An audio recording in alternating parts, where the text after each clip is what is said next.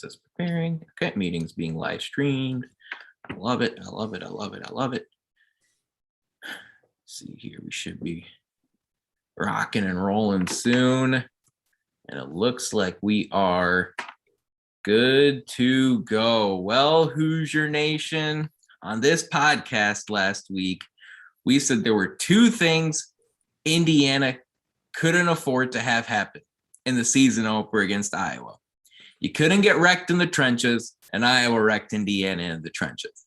Yep. And you couldn't let Kinnick Stadium get to you, and Indiana let Kinnick Stadium get to them. So what now? The sky is falling. Everyone needs to be fired. Blow the whole thing up, right? Yeah. We're going to address those questions and so much more here on episode 216 of the Hoosier Sound, where we are the official podcast of Indiana HQ. Joining me tonight is my usual co-host, Matt Lukens. I'm your host, Nithin Krishnan. Matt, you were there in Iowa City as an undercover reporter. No, I'm just kidding. You were just there to soak in the game, soak in the atmosphere. Talk to me, Matt. Just high-level stuff to start with. What was the atmosphere like? And then what were your emotions like as Indiana got hit with the football equivalent of 25 haymakers in the first quarter of that game? Yeah. So I left my house here in Indianapolis around like 8 a.m. Got to Iowa around 12 o'clock their time. Tailgated for a couple hours for the game with some friends and family. And then made the walk into the game. So we tailgated by the golf course. Don't know if you know Iowa's campus at all. It was pretty, and then you walk through a neighborhood to get to the stadium, and just eventually the neighborhood subsides, and then it's just Kinnick right there. Beautiful, wonderful. Iowa fans were lovely to me for the most part when they weren't chirping at us up 40. Thanks, guys. Yeah, you walk through, people were just offering us shots on the way in. It was a good time. My spirits were uplifted. Went and saw the band with a couple of my friends that were in the band with me. It was super cool. I found a bunch of people, stopped by the tailgate for a bit for all the IU fans where they were at. It was super fun. Went into the game, super excited. We're right on the 50-yard line, about 40 rows up. So really nice vantage point. And then the game started. And Indiana had the worst possible start. I remember I said last week, the start is going to be key.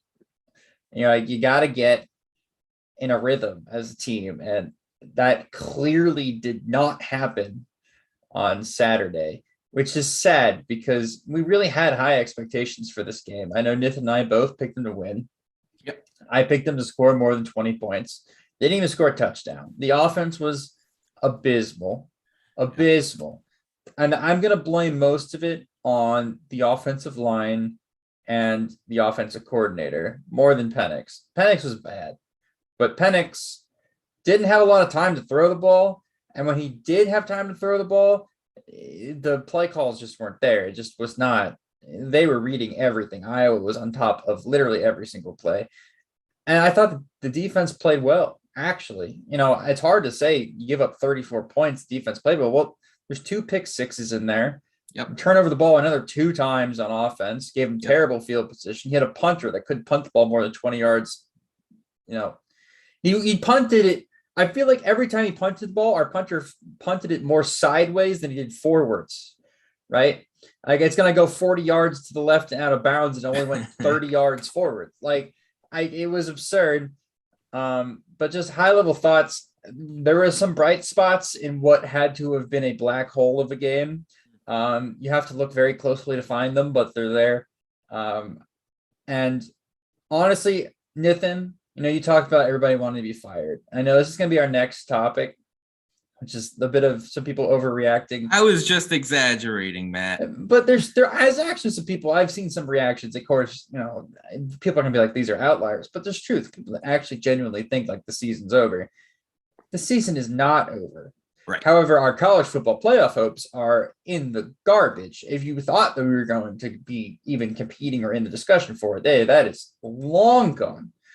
Long gone. There's no way you're not recovering from a 34-6 loss. If it's a 1-score loss at Kinnick, okay, and Iowa wins the West, that might be a different discussion. That's out of the conversation. But the season is not over. We have a very recoverable game against Cincinnati. Right. You have a game against Idaho next week to get a dub on the board. But the season is not over. And it's not. If I'm looking at this in the way that I usually look at IU sports, it's like, I'm really glad we had this performance now. Yeah. And not 5 games into the season. Because if you have it now, you get it out of the way. Like, for the guys' confidence levels, it's like they can't be any lower, but they have Idaho next week, right? And I'm not talking down to Idaho, but I'm absolutely talking down to Idaho. We should destroy them. And it shouldn't be close. All right. Like it shouldn't be close. And you can right some of the mistakes from last game in the next game. If this happens, if we perform this way against Ohio State, and then we got, who do we play after Ohio State? Michigan State. We have Michigan State. You flip them. Michigan State's first. So I'll just rattle off the schedule. I'm here. Yeah. It's home Idaho this coming Saturday. Home Cincinnati, who's number 7 in the country. Then back-to-back road games at Western Kentucky and Penn State. Then a bye week. Then home Michigan State, home Ohio State, and then the rest of the season. Well, I'm just saying. Imagine if this performance was against Western Kentucky. Right. It's going to be very hard to recover and then go on the road to Penn State and then have Ohio State or Michigan State and Ohio State help. That is a tough stretch to recover your confidence. You can recover your confidence next game. So if I'm looking at the schedule, this is like, that was the best game to have a terrible performance. Also, I think Iowa's going to win the West. And when you're going to look back on it, it's not going to be that terrible of a loss, but we played awful, Nithin. We really did. No, that's a good summary there right at the end. Indiana played horribly, and make no mistake about it. If we think Indiana fans have high expectations for this program, the people in the program believe in themselves even more. And you have to understand, if you're a fan of this IU football team, that Tom Allen, even going up to athletic director Scott Dolson, and then Tom Allen and Nick Sheridan and Charlton Warren and Michael Penix Jr. and Ty Freifogel and Micah McFadden and Taiwan Mullen, everyone on this team believes they can win every game that they play. And that first quarter was an absolute nightmare, worst case scenario. In case you were, I guess, in a coma for the last 4 days, and the first thing you wanted to do was tune into this week's episode of the Hoosier Sound.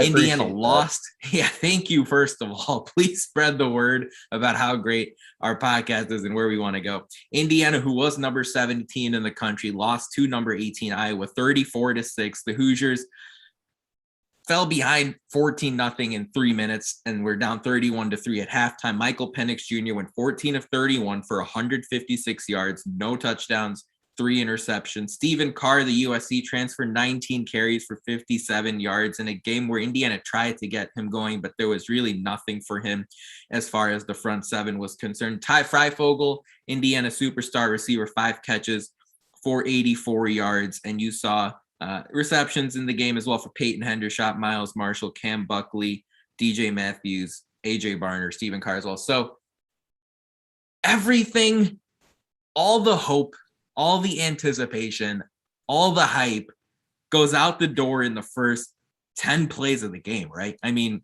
Charlie Jones returns the opening kick for 33 yards, and you almost had a pit in your stomach when you saw him run that opening kickoff back. You thought he may have been gone. Fortunately, the Hoosiers ushered him out of bounds, but then Tyler Goodson breaks off the 56-yard touchdown. He was somebody we highlighted in our podcast last week. Then, of course, DJ Matthews slips out of his break on that Michael Penix throw. Ball bounces off his hands, intercepted by Riley Moss, who won Big Ten Defensive Player of the Week this past week. Moss takes it in for a 30-yard touchdown, 14-0, and Indiana just never recovered. No. Let's talk about Michael Penix Jr., Matt, because he's somebody that both of us said at the start of the season, the main thing that will determine whether or not IU has a successful year is if Michael Penix is starting the last game of the year and he's taking the final snap no matter who Indiana plays. Was that rust that you saw on Saturday? Was that bad luck you saw on Saturday? Or was that regression that you saw on Saturday? And of course, that last one is the one that is the nightmare scenario for Indiana football fans. I don't think it's regression. He was this close to making a couple like NFL caliber throws to whether it was Ty Freifel or any of the other wide receivers. There's a couple of drops and a couple of very close calls on like third down where he almost made a play. That's not regression. What we saw on Saturday was a combination of rust, a little bit of shock and awe at what it's like to play in front of a crowd again, and which caused him to rush, and absolute panic because he was getting pressed by a blitzing Iowa defense. If you combine those three, you get what you got on Saturday, which was Penix making mistakes. And he made mistakes. He's made mistakes before. Penix is not this clean cut quarterback that always makes every single throw correctly. He's done this before. Okay, not to the extent at which he did it at Iowa. But he's thrown picks in games where you scratch your head and go, where are you throwing that? Right? Like, what are you doing? There was at least two of the interceptions I thought, like, bro, like, where are you throwing it? Of course, the one popped off of the receiver's hands, and you can't do anything about that. But it's not regression. So you guys need to calm the heck down. He's not all of a sudden a bad quarterback. Now, is he going to be a Heisman winner this season? No. I don't think so. Neither is North Carolina's quarterback, and no, a lot of quarterbacks neither took the name is out of discussion. And I know what the odds are. DJ Uiagalelei at Clemson, he's not winning it either. Yeah, he's not winning either. No. There's a lot of quarterbacks took the name. Penix is one of them, and I feel bad for Mike, but that's just what happens. But he can recover this season and be fine. And heck, next game he might throw for 5 touchdowns, and I wouldn't be surprised at all. But the offensive line needs to get figured out if we want Penix to survive the season at this point. Yeah, and it doesn't help that the opening matchup is against Iowa, a team that we said last week was a good defense, heavyweight really in the good trenches. Defense. And it played itself out that way. Of course, the game flow really favored Iowa from the jump. And when that happens, those pass rushers for Iowa, they can just pin their ears back, come after Michael Penix. It doesn't take anything complicated. Iowa was able to reserve some stuff in their playbook and not show their hand for another big opponent they have coming up this week against Iowa State. Just 4-man rush. They just kept coming after Penix. And, to me, to answer the question I offered 2 minutes ago, I thought it was rust. I thought it was rust more than anything else. You're looking at a quarterback who has started 12 games in his entire career going into this one. And this atmosphere was unreal. And I know Indiana's played some big teams and some big venues before, but this was different. Iowa fans were, and you can attest to this, they were wired. Crazy. They were plugged in from the get-go. And that's exactly the kind of home field advantage I think Tom Allen and Scott Dolson want Indiana football to have here in these home games coming up, starting with this weekend against Idaho. Thank you for joining us here on this week's episode of the Hoosier Sound. We're talking about Indiana's 34-6 defeat at the hands of Iowa. The Hawkeyes are now number 10 in the country, by the way. They jumped up 8 spots. So if you're wondering about what the national level of respect for Indiana is, it's there. People across the country do look at Iowa's win over Indiana as an impressive one, which is evidenced by Iowa's 8-spot rise in the rankings this week. And it sets up a really interesting matchup for them against Iowa State, who's now number 9 this weekend, and in Iowa State in Ames, Jack Trice Stadium. Sure. I counterpoint to that, though, is that I don't think it's as much as they respect IU, they just respect the way in which they beat us. Could be the case. It was pretty damn dominant, honestly. Like, I didn't have a single hope for a comeback outside of like the drive right after we went down 14.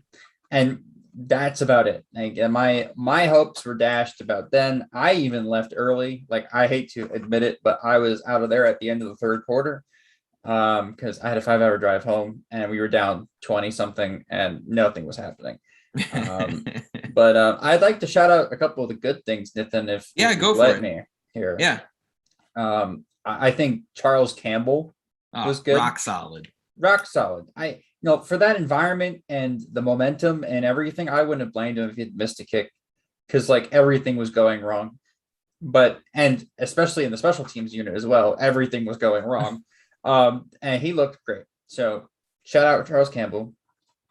The secondary out and the defense outside of one play looked pretty decent. I agree. They looked like the defense that we thought we were going to have. Did I wish they got more pressure on Iowa's offensive line and into the quarterback? Yes.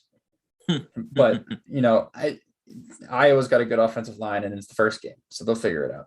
But I'd like to point out, by the way, that first play, I don't know if you guys could see it on television, but that first touchdown, the Tyler Goodson 56-yard touchdown, is on the defensive coordinator's fault. He should have to own up to that, because what happened during that play, I don't know if you can see it, you might be able to go back and kind of see it really fast, is that the defense was trying to get set for the play. Everybody turns their heads to the sideline to get the instruction in from defensive coordinator Charlton Warren, and they hiked the ball. The team was not ready. They weren't set at all. That's why they got beat to all the spots on that play, because they literally weren't paying attention. And it was like the third play of the season. So it was that was super unlucky, super bad timing. And honestly, that's something that needs to be worked out before the Cincinnati game, because that could be taken advantage of in the future. Yeah, that's a good point. And I like your comment on the secondary. Iowa's receivers in that game combined for 5 catches on 38 yards. I mean, we're talking wide receivers, Nico Reganey, Tyrone Tracy Jr., and Charlie Jones. 5 catches for 38 yards in that game. And Indiana's secondary really was moving around and was very noticeable all over the field on Saturday, even after Devon Matthews left the game due to an undisclosed injury, but something that required him to stay in a hospital in Iowa City. Everything seems to be okay, in the clear. We have no idea what his timetable is for return. Definitely do not expect him to play for Indiana on Saturday against Idaho. But to me, on the offensive side of the ball, I did see some positives as well. I thought Ty Freifogel was very noticeable on the field Saturday afternoon, 5 catches, 84 yards. And I feel like he was 1 or 2 plays away. I remember one particular pass bouncing off his fingertips that could have been a 20, 25-yard gain. I remember, of course, that open field play he made early in the third quarter where he caught the ball over the middle and looked like he had a track to the end zone, but the turf monster at Kinnick ate him up. He wasn't the first Hoosier to fall victim to the playing surface in Iowa City on Saturday. So that's where things are at as far as Indiana is concerned, a 34-6 loss. Thanks for joining us here on this week's episode of the Hoosier Sound. If you have any questions, drop them in the live chat. Of course, you can also listen to this podcast. It'll be uploaded early Wednesday, wherever you listen to podcasts. So make sure you give us a listen. Let's talk about Nick Sheridan, Matt, the offensive coordinator, somebody that we said last week.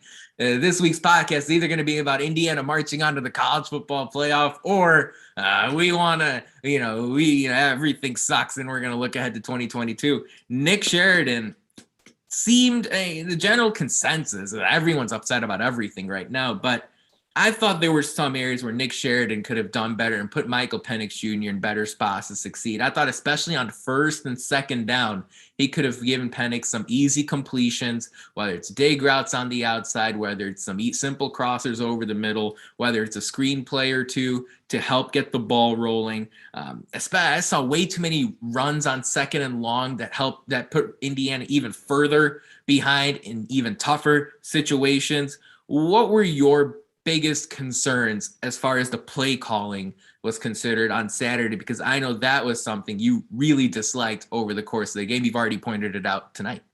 It was very, very predictable play calling, which is easy to say in hindsight. But I even during the game, I'd be sitting there and I'd be like, this is a run pitch to the right. and you can just already tell how they're setting up, how they're going to run. I am no football savant. I like to think that I am, but I would be working for the football program if I actually was. And I could tell you what we were running, what play we were running. I'm sure the Iowa defense could ascertain what was going on before the play. Big word alert. And so we are like already on the back foot because they already know what we're running, right? There was a couple good play calls. I thought there was one play call in particular where we had like a triple option with Penix. There was like a draw play, and then there was like a shovel pass as well.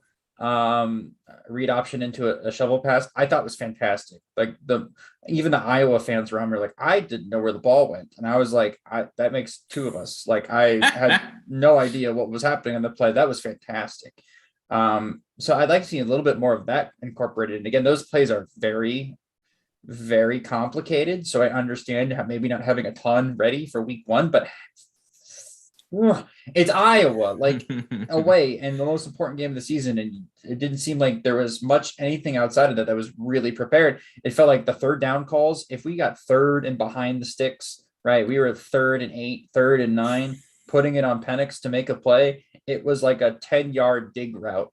And that was the go-to play, or it was try to lob it up to Ty Freifeld. We'll see if he'll catch it.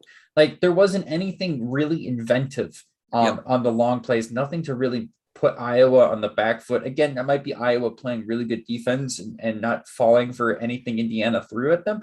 But at the same time, you got to start doing something. You got to start throwing the whole playbook at them when you're down 14. It didn't feel like that. And then to add about Penix, right? We talked about rust. We talked about being uncomfortable due to the crowd noise. We talked about maybe falling off or whatever. But as a play caller, knowing that you have a guy who's only played 12 games in college and has a lot of promise, but only played 12 games, hasn't played on the road a lot recently, especially into crowds, because he didn't play at all last year into crowds. I would have, instead of running the ball, like you said, Nithin, I would have given him a couple easy completions, even if they're 3-4 yards, just to get him in a rhythm. Like people misunderestimate how important it is for a quarterback to start to feel comfortable in the pocket. I don't think Penix in that entire game felt comfortable in the pocket, and I don't blame him because he didn't have the time to throw. When he had to make a throw, nobody was open. And if they were open, it was a tough throw with somebody in his face. So he had a really hard time, and that's because of the play calling. They were asking him to do too much, given the circumstances, which I thought going into the game, I'm like, okay, even if we get off to a slow start, like the defense will be there. Well, the defense messed up. Okay. So then we're down 7-0.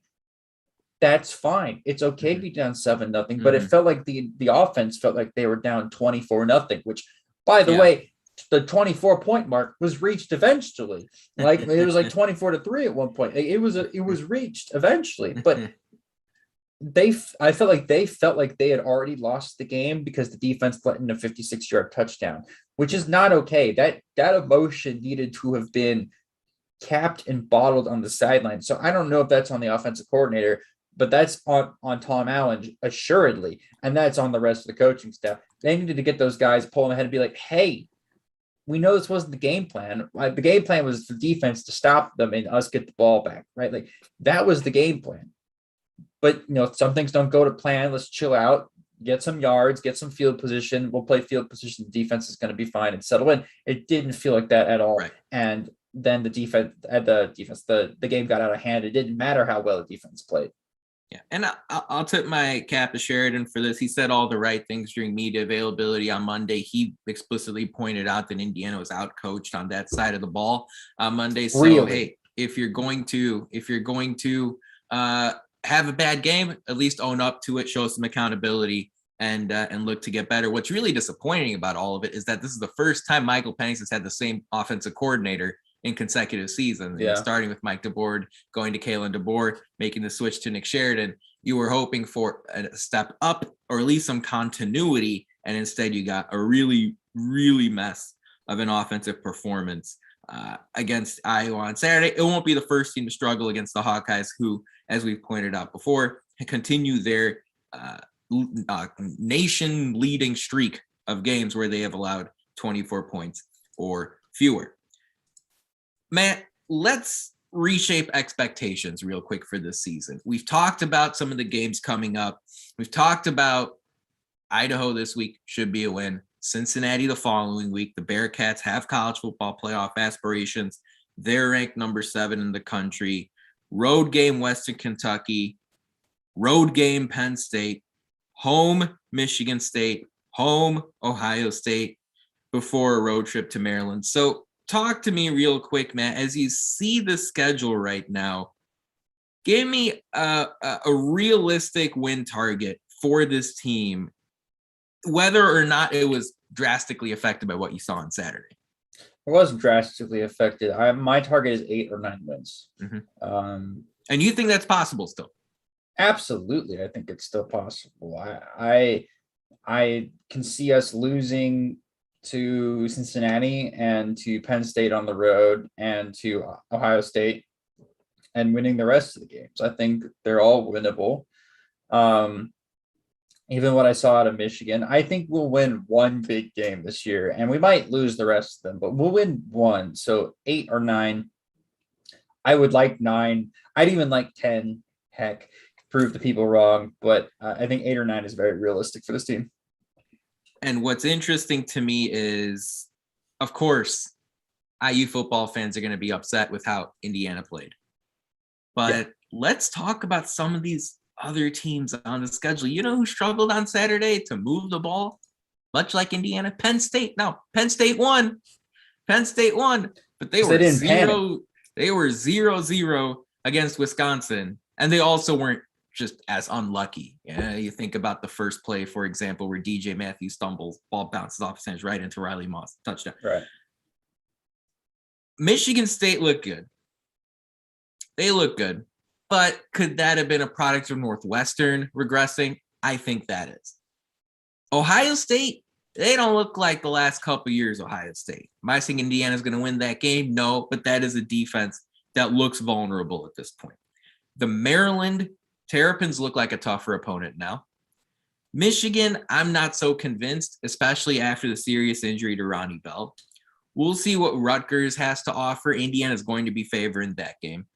Minnesota's a team that played tough against the Buckeyes, but then lost Mohamed Ibrahim to a season-ending injury. That should favor the Hoosiers in the senior day matchup for Indiana.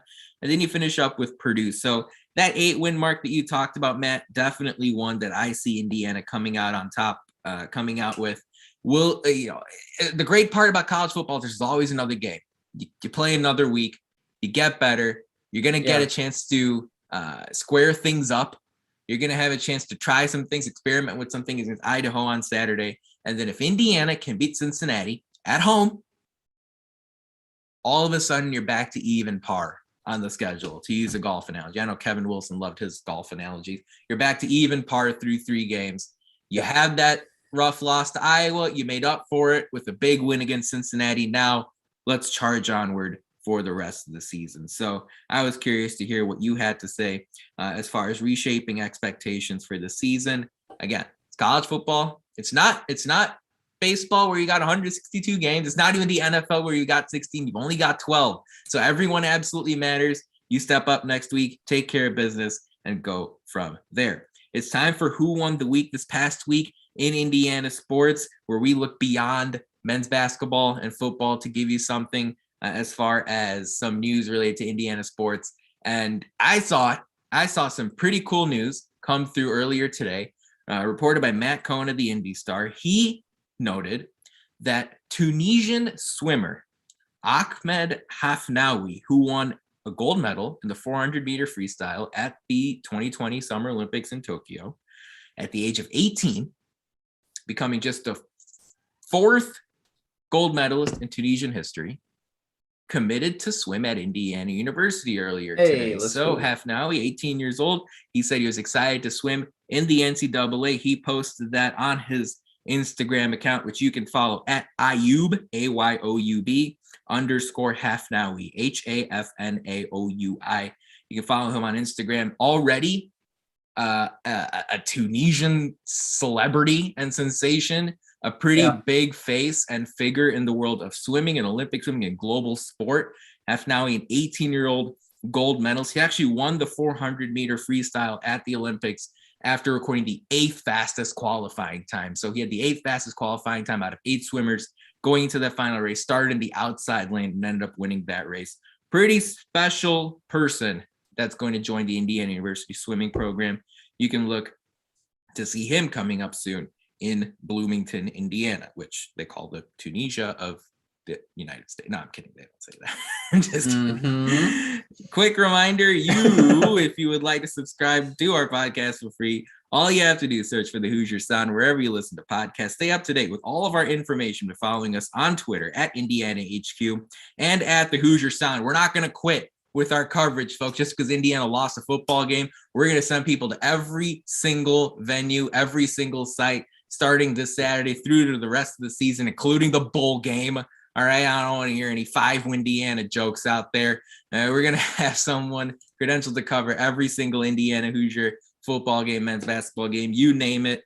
We're your one-stop shop for IU sports coverage. Matt, let's play a game.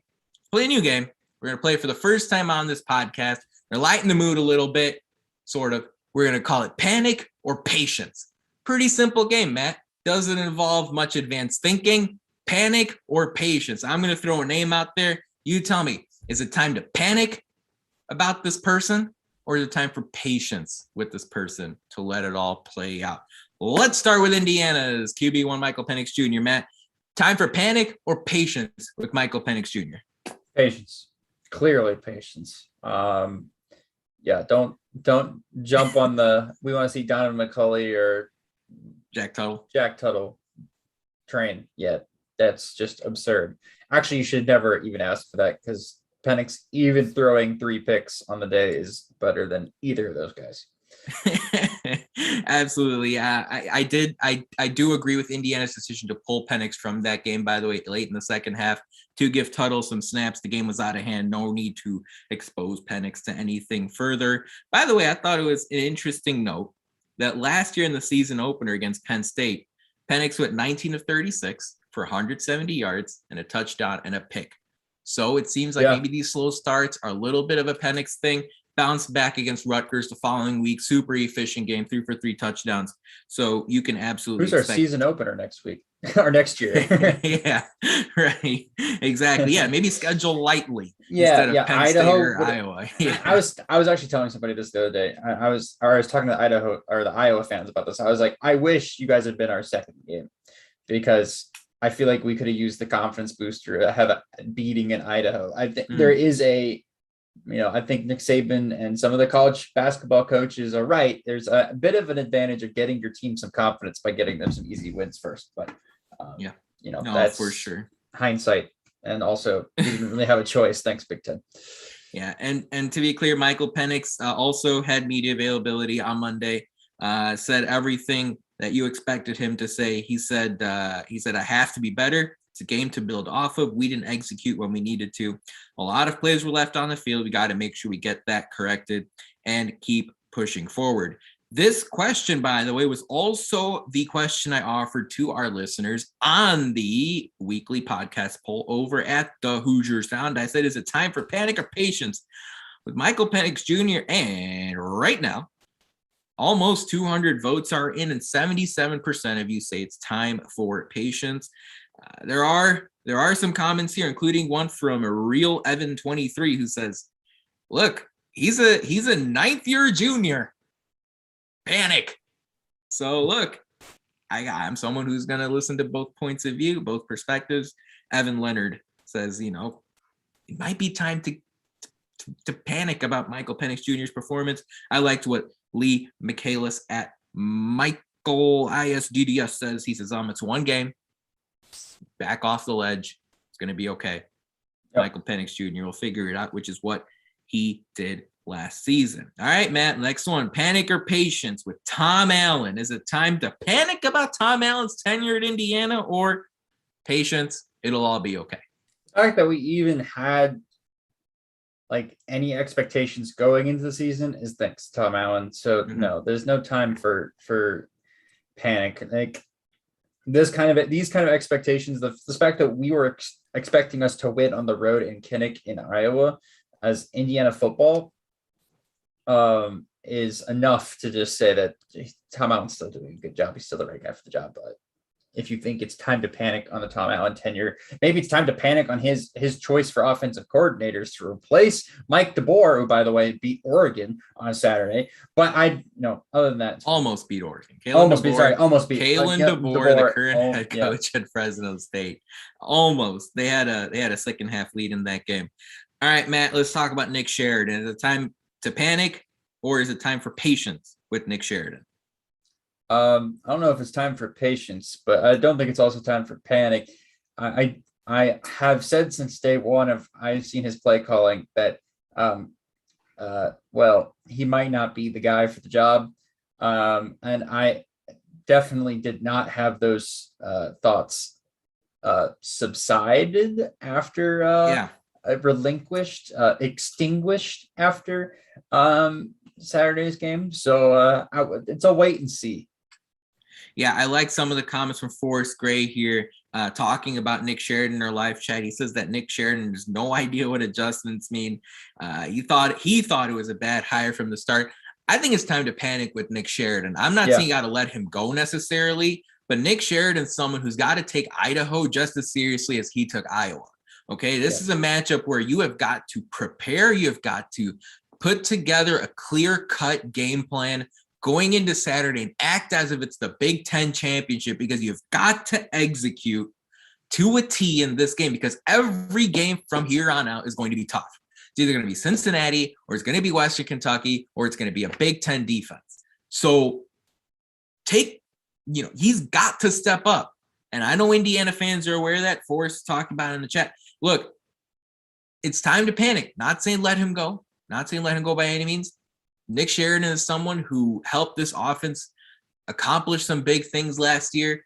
Channel that, put that in a jar, and let it out against Idaho on Saturday. Don't be afraid to put up 70 against Idaho. I don't want to hear this thing about, look, we have to play professionally. We got to respect our opponent. Look, first of all, Idaho comes from a conference which includes Montana, and Montana went on the road to Washington on Saturday night, who was ranked number 20 in the country and won that game. So don't take these guys lightly. We're going to talk about Idaho in a minute, a little bit additionally in depth. Put together an offensive game plan and have your guys execute it like it's the Big Ten championship game. That's what I want to see from Nick Sheridan on Saturday. Matt, Indiana's offensive line. Panic or patience? Panic. I'm sounding the alarm bells. I feel like we should have a sound effect for this. Boo, boo, boo. Yeah, it's panic. That front five, especially Caleb Jones, was awful on Saturday. Awful. Matt Bedford might be the only guy I didn't see get beat on Saturday. There was a guy in Penix's face from Jones's side damn near every play. Yeah. I think it's time. I think it's time Indiana every play has a back or tight end to help chip. Yeah.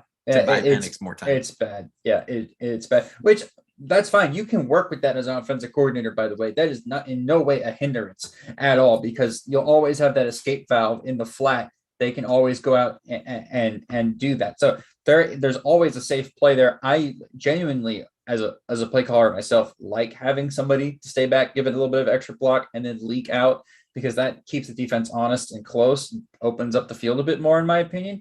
But at the same time, like they have to do this, because it was atrocious on Saturday. Yeah, I'm going to say patience. Okay, I think this is okay. I think Iowa's defense is tough. Luke Haggard missed the game on Saturday. He was projected to be a starter according to Tom Allen, and Haggard picked up an injury just before the start of the game on Saturday, which was a curveball presented to Indiana's coaching staff. All I'm saying is, look, it's not ever going to be perfect up front. Okay, you can't expect Indiana to keep Michael Penix clean for every game the rest of the season. I think what's going to be important is that the coaches help the offensive line out, offer a back, offer a tight end to chip. I think as the season goes on, the communication between quarterback and line will get better. I expect Caleb Jones and Matt Bedford both combined to step up their game. Jones especially. I think he's got a lot more potential in him, and I think you're going to see him step up here over the course of the rest of the year. And then lastly, Matt, the Indiana Hoosiers football team. Overall, the program, team, the 2021 version of the Indiana Hoosiers. Is it time to panic about this team yet? Or let's have some patience and see where this thing goes? Let's have some patience. I think you might be a little bit surprised at how Iowa plays against Iowa State next weekend. I think they're going to give them one hell of a game in Ames. And yeah, we might be looking at a team in Iowa that's going to be having college football playoff predictions here by the end of this week. And we're all going to sit back after beating Idaho by 40 and being like, well, actually, we played terribly, and yet our defense held that offense very close, like played them very well. Like there's a chance if this team, if they can fix this offense, this team still has the same potential that I thought as a team that could make some real headway in the Eastern Division here in the Big Ten. And I still think can, given what I saw out of Ohio State the first week and what I saw out of the rest of the teams the first week. Yeah, and I'm preaching patience too here. Look, it's a long season. They let it play itself out. There's still 11 more games to go. I might change my mind here after Indiana's game against Cincinnati in 2 weeks, but especially if IU comes out and plays a strong game against the Bearcats on September 18th in front of that home crowd, that's one where I'll say, look, not only do we say to preach patience, now it looks like this season is heading in a very promising direction. So I'm very excited. I wish Indiana and Cincinnati could play this weekend. They can't.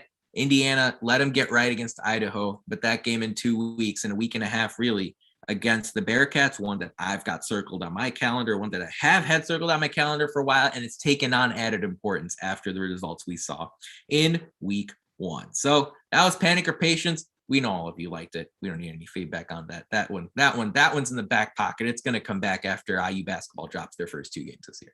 So anyway, it's time it's time for our social media shout out, where we profile some of the things that we like to see across Indiana University sports. And I liked what Ryder Anderson put on social media after Indiana's lost on Saturday. The newcomer to IU, he was number 10 on the football field. That was his jersey number. He was playing up front of the defensive line, made some impact plays. He told the media, as well as posted on Twitter, that he feels like this team is going to be okay. It's going to be all right. So make sure you give Ryder Anderson a follow over on Twitter. And while you're at it, give us a follow on Twitter at Indiana HQ and at the Hoosier Sound.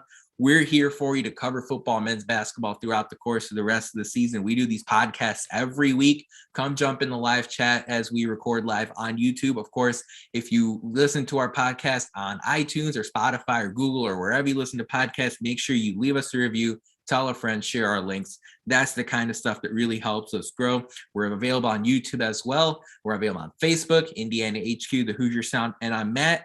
What's our on Instagram, Matt? What's our username? Indiana.HQ. That's right, because someone else took the other one. I don't know what happened there. So look, anything and everything you guys do to help spread the word about our website and what we do here makes a big difference.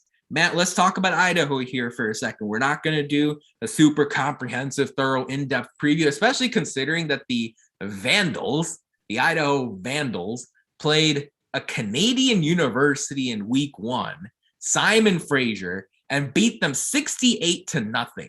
This was a crazy game. Simon Fraser is a Canadian university that plays under CFL, Canadian Football League rules. They don't even play NCAA football. And for those of you who may not know, this Canadian game is very, very different than what is played here in the United States, besides the fact that, the football looks the same.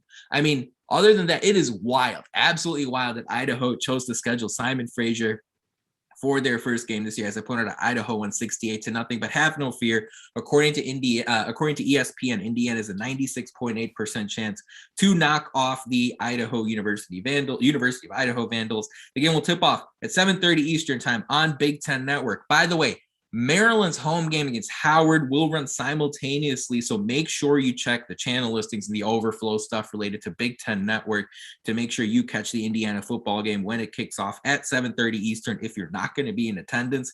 Speaking of which, I would be remiss if I did not mention that Indiana University has posted an article or posted on their website the importance of fans arriving early to this game on Saturday night. It is the home opener. And I love that of course, the Indiana University press release explicitly states ticket sales are up since they were at this point in 2019. So a lot of fans have purchased tickets to the home opener.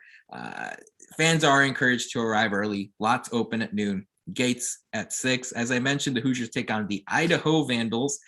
This is something I've pulled from the University of Idaho website. The University of Idaho is the only institution of higher education to use the mascot of Vandal.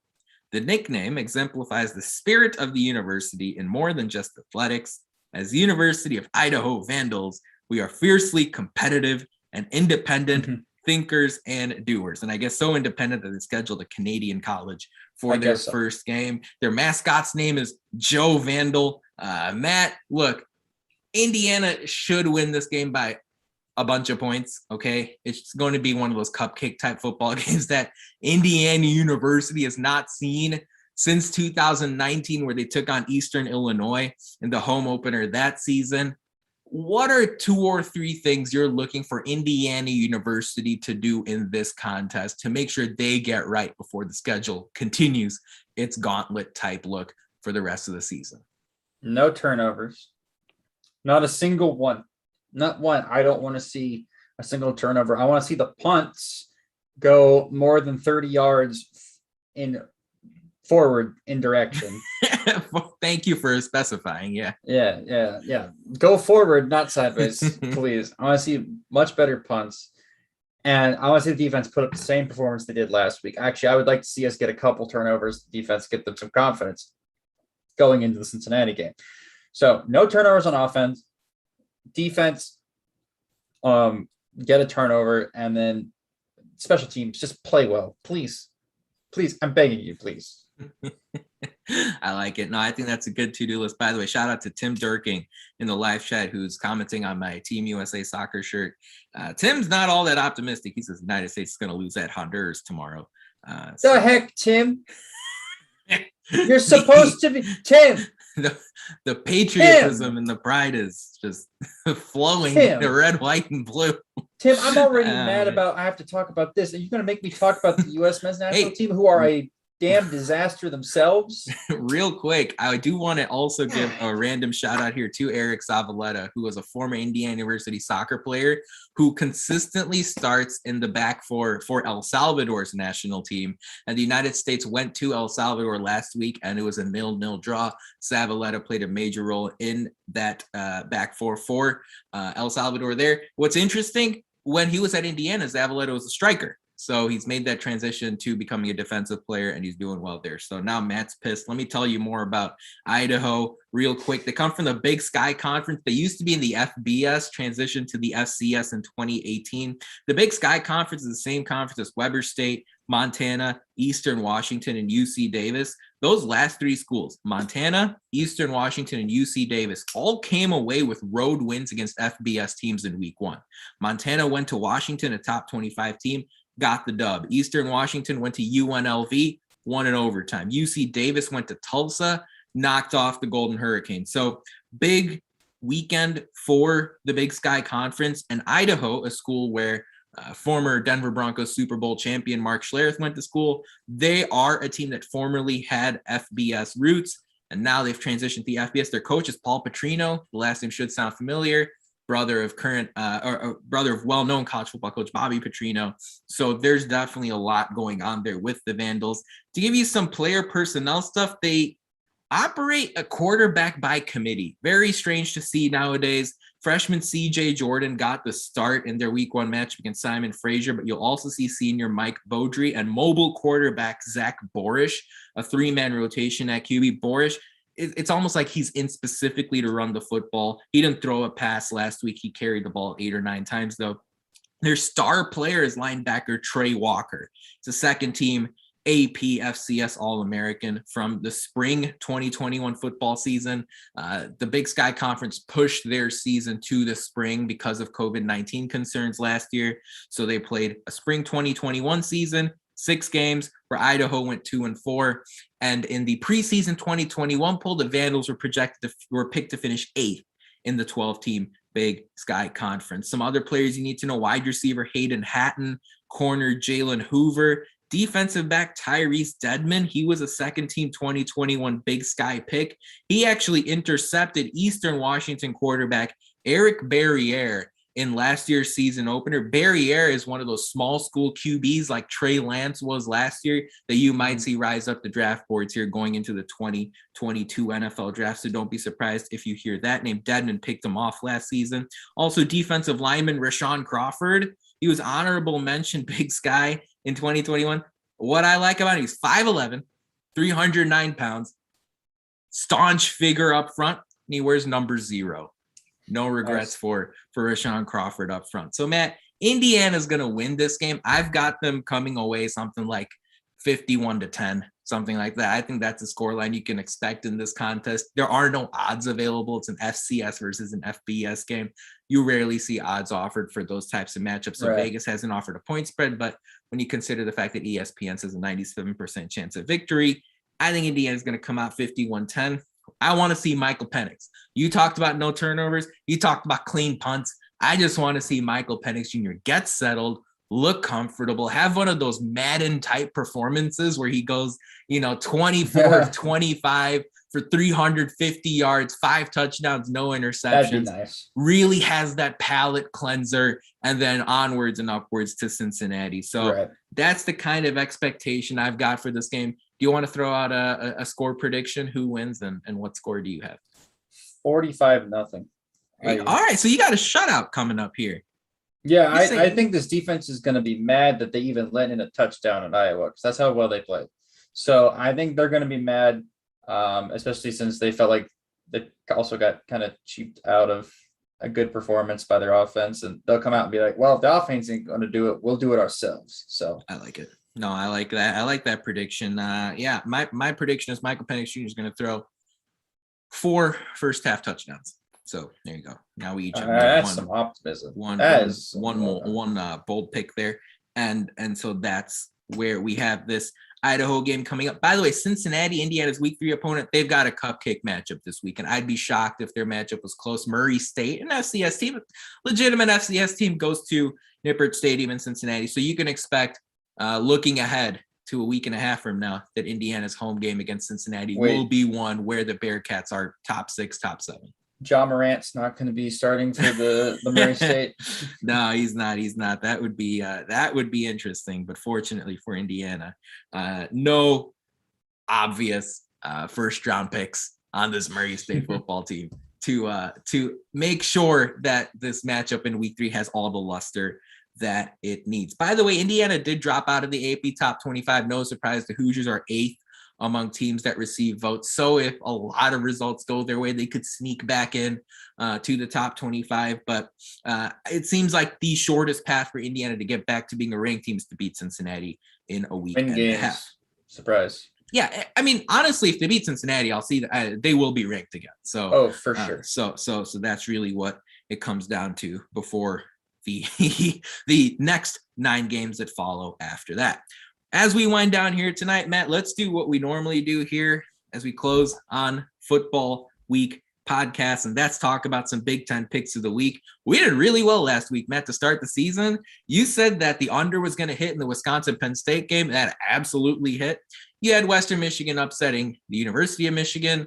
No. You said that was a chaos pick. It was an upset pick. You're not going to win all of those. That's fine. I said Purdue is going to cover 7 against Oregon State. That's what happened. So we went 2-0 against the spread. We also said, I also said UTSA was going to walk into Champaign and win. That's what happened. Brett Bielema under some additional pressure this week. Shocker, beating Nebraska isn't what it used to be. So Matt, as you look at the Big Ten slate this week, a lot of interesting matchups. Unlike last week, there are no Big Ten matchups this week. No conference matchups. Everything is non-conference. Everything is an opportunity for Big Ten teams to get a win outside the league. I would say that the flagship matchup comes Saturday in the early window of games, noon Eastern, 11 Central, where Ohio State plays Oregon. Should be a really good matchup. Matt, as you look at the different games coming up on Saturday, give me a pick against the spread and give me an upset pick that you like from the different contests taking place. So pick against the spread. I think that I think Oregon covers against the spread against Ohio State. So Ohio State's 14 and a half, 2.5 scores. I think that's a closer game than people think it's going to be given Oregon's week 1 performance. And so I like Oregon to cover, even though it is at Ohio State. And then upset pick is going to be rooting for the Iowa Hawkeyes to upset Iowa State, who's favored by 4.5. I could see them for sure beating Iowa State in Ames. Well, I'm glad you mentioned that because my pick against the spread was Iowa State covering 4.5 against Iowa. So it's not really a shot against the Hawkeyes. I actually think Iowa State's just they're going to be pumped up just like Iowa was pumped up last week. And they're going to have some extra juice in the crowd. And that could lead to some problems for the Hawkeyes. So I've got Iowa State covering 4.5. And Matt, you already know what my upset pick is. Every time Nebraska's favored, take the other side of it. I've got Buffalo. I've got Buffalo walking into Nebraska on Saturday afternoon and coming away with a win. The Huskers are currently favored by 13.5. So, Matt, as we wrap things up here after what was a real whimper of a game on Saturday, Indiana now turns the page, looks ahead to the rest of the season. What are your closing thoughts here on this Tuesday night? Well, my closing thoughts are that we should have fun. College football's back. Go to the game on Saturday. It was a really great experience to be there in a crowd with a bunch of people in Kinnick. Of course, there'll be more people at Kinnick than there will be at Memorial Stadium because it's Idaho. But if you haven't bought, it's also just math. I mean, Kinnick Stadium's got 70,000 seats. That's it. Yeah, right. That too. But also at the same time, go to the Cincinnati game because we'll win next week or this weekend. I'm fairly certain we will. And then Cincinnati game, we need everybody to be bleeding cream and crimson in that crowd. We need a home field advantage like Iowa had. And you saw what the home field advantage did to people. Like Cincinnati is not used to playing on the road. So Cincinnati is going to be in a world of hurt if they're going to have a crowd like Iowa had in Kinnick at Memorial Stadium, because that'll be a home field advantage that Indiana is going to remember for a long time. Yeah, absolutely. And, I was just thinking about the reaction from the game on Saturday. There was a lot of overreaction. There was a lot of crazy going on social media as I went over to Indiana HQ and I saw the reactions to our tweets and to the Michael Penix press conference we uploaded to YouTube after the game. Look, there was a lot of crazy. And don't be crazy. Don't be mean. Don't be disrespectful. This team is trying as hard or even harder than you want them to. Sometimes it just doesn't work out. But I also want to emphasize this. I think it's important for this Indiana coaching staff and for this Indiana roster not to underreact from what happened on Saturday. Yes.